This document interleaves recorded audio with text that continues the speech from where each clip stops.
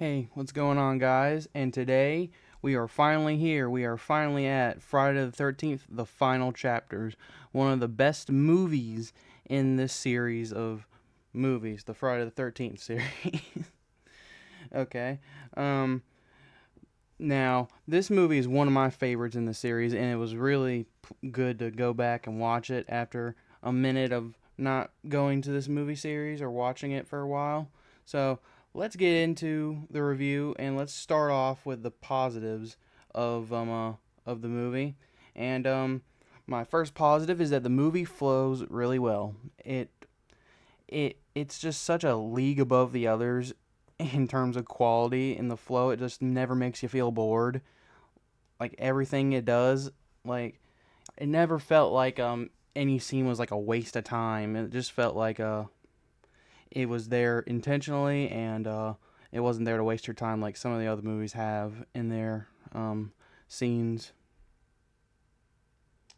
And my next positive is all the characters here are good.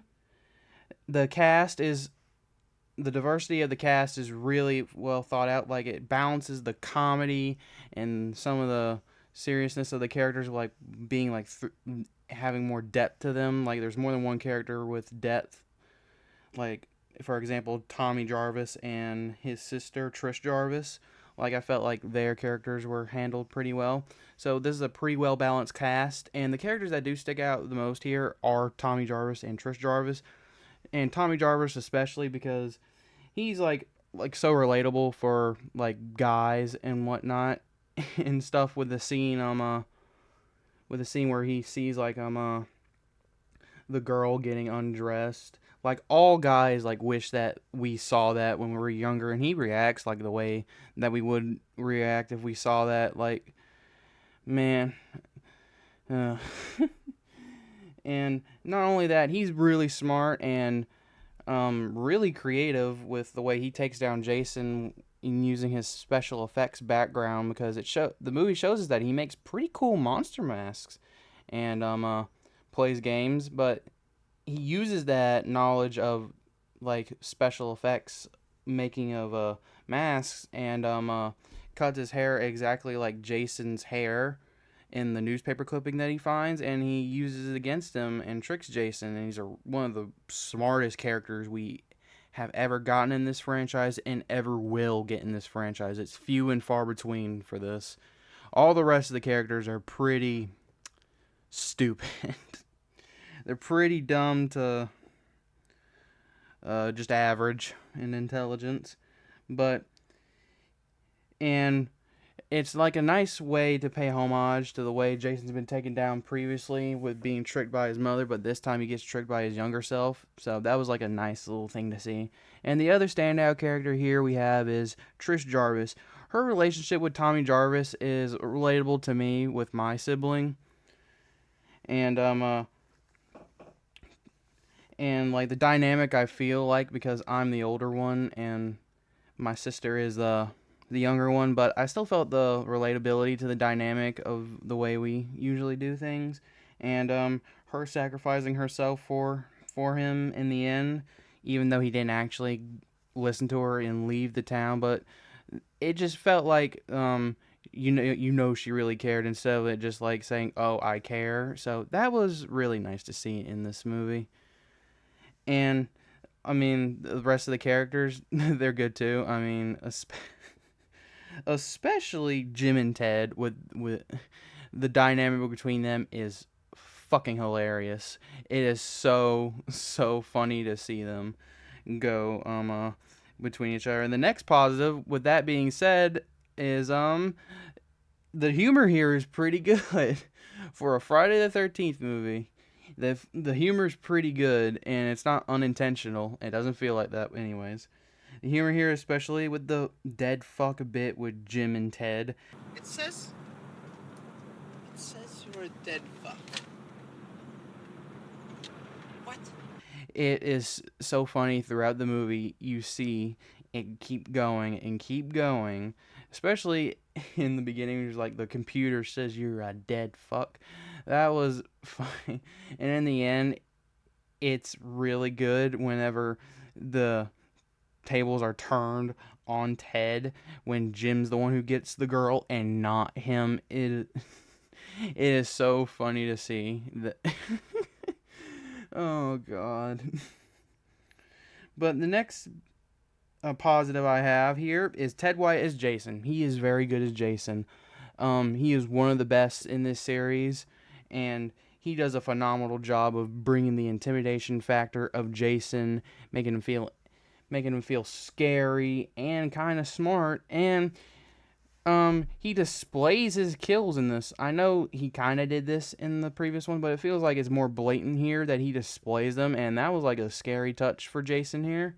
And Ted White like plays it up really well with the way he does things, and I wish we gotten him in more movies. I mean, correct me if I'm wrong, but I believe this is the only movie that we ever got Ted White in. So, but if this is his only performance, then he set a gold standard for the rest of the Jasons up to this point, and only like maybe two of them after him or three really hit the bar like he did. But going on to the next positive we have for the movie is the kills are really good here.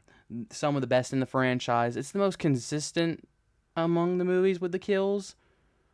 Well, this and the remake have the most consistent kills, and maybe six. I think six does too, but this movie has one of the most consistent good kills. Like they're good in the franchise, and that's really good. The special effects are good. The death of Jason is really well done with the machete, and the effects on Jason are really good too. And the one standout kill I have for this one is the one where Ted is taken out. Well, these are just two. They're all pretty good. The one where Ted is taken out with behind the movie projector,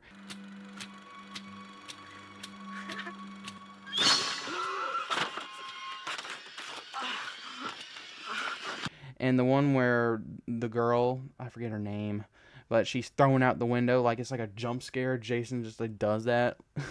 He crawled up on the side of the house just to throw her out of the window. That was a standout for sure. But and going on, the next positive is that this movie feels like it's a good jumping off point for anyone who wants to get into the Friday the 13th series.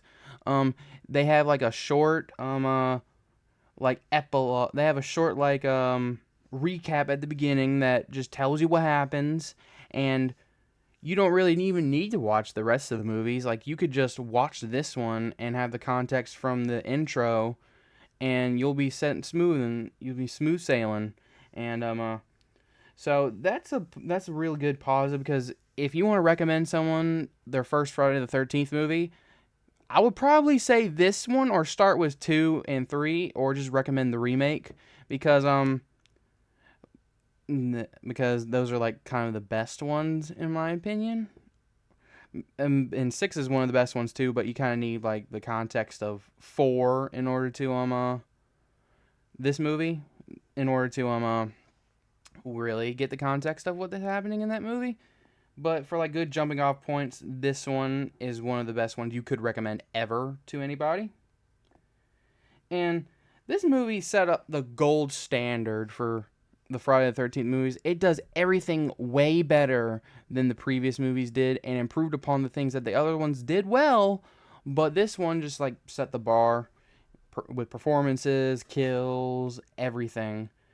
And there's not too much bad you could say about this movie. The only negative I have for this movie is with the hiker character, the hiker dude who comes after Jason with newspaper clippings and stuff. Cause it kind of doesn't make sense why he's here, because he says that he's after Jason after what he did to his, I think after what he did to his sister, and or I found that out through like the grapevine on the internet. Like it's his sister from part 2, I think, but that still doesn't make any sense, since part 2 begins on Friday the 13th, and then 3's the next day, and this one is the next day after 3. So, I mean, is it possible that he learned it through the town that when he arrived there. I mean, possibly, but it's kind of a little far fetched. But it's not too much of a negative in order that impacts my enjoyment of the movie. But it's just something that I thought I'd bring up, and in case you didn't think about it either, because they did just start reporting on Jason. Like he wasn't like a prominent figure reported on before this, so that's the only negative I have with the movie. But anyways, um, if I were to give this movie a score, it would be a 4.5 out of 5. This is a really, really great movie, a really great slasher, and if you have not watched this movie, go and watch it. It is one of the best 80s slashers that you can find, and is one that will get you into the Friday the 13th franchise if none of the other movies have. But please watch this one. It is one of the best. All right, that's going to do it for me. I'll catch y'all in the next one. Bye.